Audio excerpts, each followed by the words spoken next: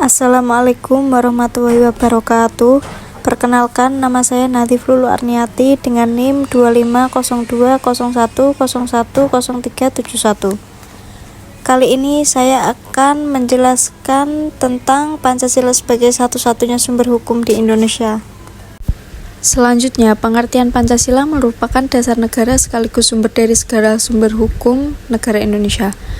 Artinya, seluruh peraturan perundang-undangan yang berlaku di Indonesia harus dibentuk berdasarkan nilai-nilai yang terkandung dalam Pancasila.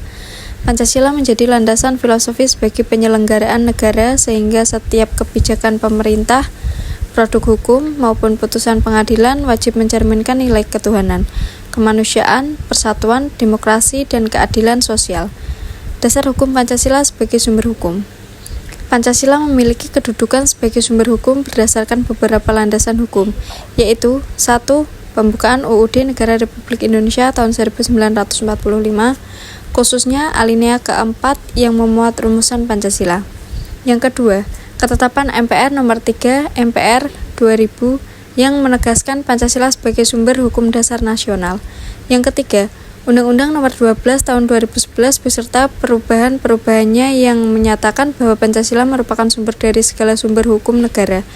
Dan yang terakhir, keempat, seluruh penyelenggara negara wajib menjadikan Pancasila sebagai pedoman dalam pembentukan maupun pelaksanaan hukum. Mengapa Pancasila disebut sumber dari segala sumber hukum?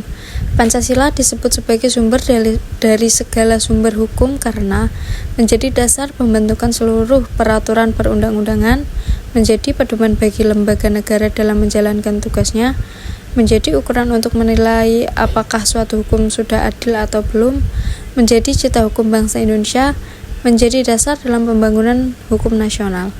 Apabila suatu peraturan bertentangan dengan Pancasila, maka secara filosofis peraturan tersebut tidak sesuai dengan dasar negara Indonesia.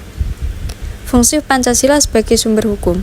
Fungsi Pancasila meliputi sebagai dasar pembentukan hukum nasional, sebagai pedoman bagi hakim dalam memutus perkara, sebagai pedoman pemerintah dalam membuat kebijakan, sebagai dasar perlindungan hak asasi manusia, sebagai arah pembangunan hukum Indonesia, sebagai alat pemersatu bangsa melalui sistem hukum yang adil, dan sebagai sumber nilai moral dalam kehidupan bernegara.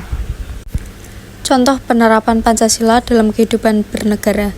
Pancasila diwujudkan melalui penyusunan undang-undang berdasarkan nilai keadilan, hakim mempertimbangkan rasa keadilan dalam putusan, pemerintah memberikan pelayanan publik tanpa diskriminasi, perlindungan terhadap hak warga negara, penegakan hukum yang adil, kebijakan ekonomi yang berpihak kepada kesejahteraan rakyat. Akibat jika hukum bertentangan dengan Pancasila, suatu peraturan dianggap bertentangan dengan Pancasila apabila melanggar hak asasi manusia, bersifat diskriminatif, mengancam persatuan bangsa, tidak mencerminkan keadilan, dan mengabaikan nilai kemanusiaan. Akibatnya, dapat diuji melalui mekanisme hukum yang berlaku, dapat diperbaiki atau dibatalkan apabila bertentangan dengan peraturan yang lebih tinggi, dan menimbulkan ketidakadilan dan berpotensi mengurangi kepercayaan masyarakat terhadap hukum.